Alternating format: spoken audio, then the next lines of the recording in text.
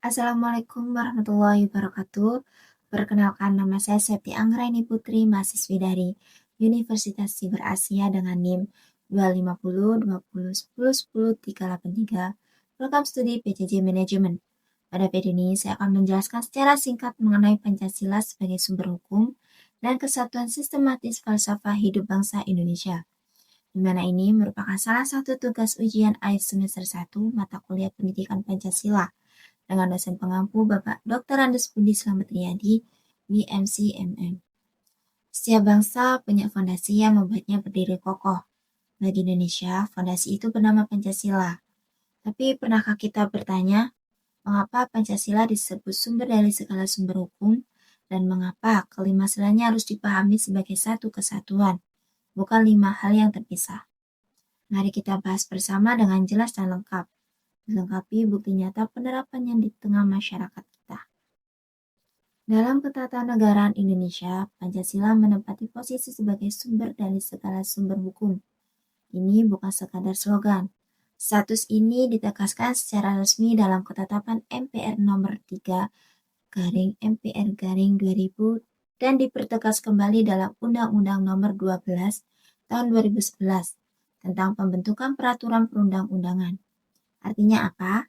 Artinya setiap produk hukum di Indonesia, mulai dari Undang-Undang Dasar 1945, Undang-Undang, Peraturan Pemerintah hingga Peraturan Daerah, tidak boleh bertentangan dengan nilai-nilai Pancasila. Bayangkan Pancasila sebagai akar sebuah pohon besar. Undang-Undang Dasar 1945 adalah batangnya, Undang-Undang adalah cabang-cabangnya, dan Peraturan Daerah adalah ranting-rantingnya. Semua bagian pohon itu tumbuh dari akar yang sama. Jika ranting tumbuh berlawanan arah dari akarnya, pohon itu akan rapuh. Karena itu, ada mekanisme uji materi atau judicial review di Mahkamah Konstitusi. Jika ada undang-undang yang dianggap bertentangan dengan Undang-Undang Dasar 1945 yang nilainya bersumber dari Pancasila, undang-undang itu bisa dibatalkan. Ini adalah bukti nyata bahwa Pancasila bukan hanya teks yang dihafal, tapi kaidah hukum tertinggi yang mengikat seluruh sistem hukum nasional. Sekarang, mari kita pahami hal kedua. Mengapa Pancasila disebut kesatuan sistematis? Kelima sila Pancasila, yang pertama ketuhanan yang Maha Esa, kemanusiaan yang adil dan beradab, persatuan Indonesia, kerakyatan yang dipimpin oleh hikmat kebijaksanaan dalam permusyawaratan perwakilan, dan keadilan sosial bagi seluruh rakyat Indonesia. Tidak bisa dipahami secara terpisah satu sama lain. Filsuf Notonagoro menjelaskan susunan ini sebagai hierarki piramidal. Sila pertama menjiwai dan mendasari sila-sila berikutnya. Sementara sila-sila berikutnya adalah penjabaran dari sila sebelumnya. Contohnya begini. Ketuhanan yang Maha Esa mendasari bagaimana kita memperlakukan manusia secara adil dan beradab.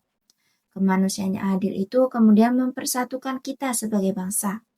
Persatuan itu dijalankan lewat musyawarah dalam demokrasi. Nah, seluruh proses itu bermuara pada satu tujuan akhir, yaitu keadilan sosial bagi semua. Jadi, kalau ada kebijakan yang menekankan persatuan tapi mengabaikan keadilan sosial, itu berarti telah keluar dari kesatuan sistematis Pancasila. Kelima sila harus berjalan beriringan, saling menjiwai, saling melengkapi. Inilah yang membedakan Pancasila dari sekadar daftar nilai-nilai baik. Pancasila adalah satu sistem filsafat hidup yang utuh, sebuah falsafah bangsa yang menyeluruh dan tidak terpecah-pecah. Teori boleh jelas di atas kertas, tapi bagaimana wujud nyatanya dalam kehidupan sehari-hari? Mari kita lihat 5 buktinya sesuai urutan sila. Sila yang pertama yaitu ketuhanan yang Maha Esa.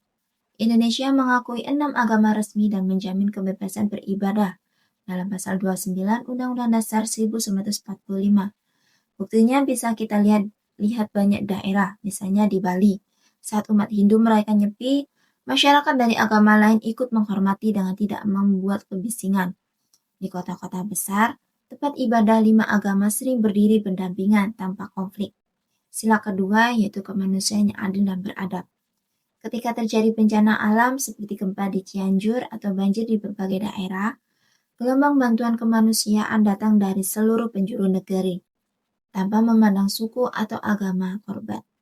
Ini wujud nyata kemanusiaan yang adil dan beradab. Sila 3, Persatuan Indonesia. Dengan lebih dari 700 suku bangsa dan ratusan bangsa daerah, Indonesia tetap bersatu di bawah semboyan Bhinneka Tunggal Ika. Contoh nyatanya, penggunaan bahasa Indonesia sebagai bahasa pemersatu di sekolah, kantor, dan media, meski setiap daerah punya bahasa ibu masing-masing. Sila keempat, kerayatannya dipimpin oleh hikmat kebijaksanaan dalam permusyawaratan perwakilan. Tradisi musyawarah mufakat masih hidup di tingkat desa lewat musyawarah dusun atau rembung warga sebelum mengambil keputusan bersama.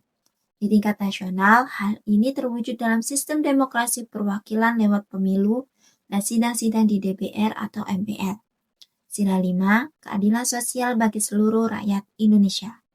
Program-program seperti Kartu Indonesia Sehat, Kartu Indonesia Pintar, dan bantuan sosial bagi masyarakat kurang mampu adalah wujud negara hadir mewujudkan keadilan sosial secara nyata, bukan sekadar wacana. Kelima bukti ini menunjukkan bahwa Pancasila bukan sekadar hafalan di ruang kelas, ia hidup dan bekerja dalam denyut kehidupan masyarakat Indonesia sehari-hari. Dari rumah ibadah, ruang kelas, balai desa, hingga ruang sidang parlemen. Jadi, mari kita simpulkan. Pertama, Pancasila adalah sumber dari segala sumber hukum. Setiap peraturan di Indonesia harus tunduk dan selaras dengan nilai-nilainya. Kedua, Pancasila adalah kesatuan sistematis. Kelima silanya saling menjiwai dan tidak bisa dipisahkan satu sama lain. Dan ketiga, semua ini bukan konsep abstrak, melainkan nyata terlihat dalam kehidupan masyarakat Indonesia setiap hari. Pancasila bukan hanya falsafah negara, ia adalah cara kita sebagai bangsa Indonesia memandang dan menjalani kehidupan bersama. Sekian video ini dari saya. Apabila ada kesalahan dalam pengucapan kata dan kurangnya penjelasan dari saya mohon maaf. Wabillahi taufiq wal hidayah. Wassalamualaikum warahmatullahi wabarakatuh.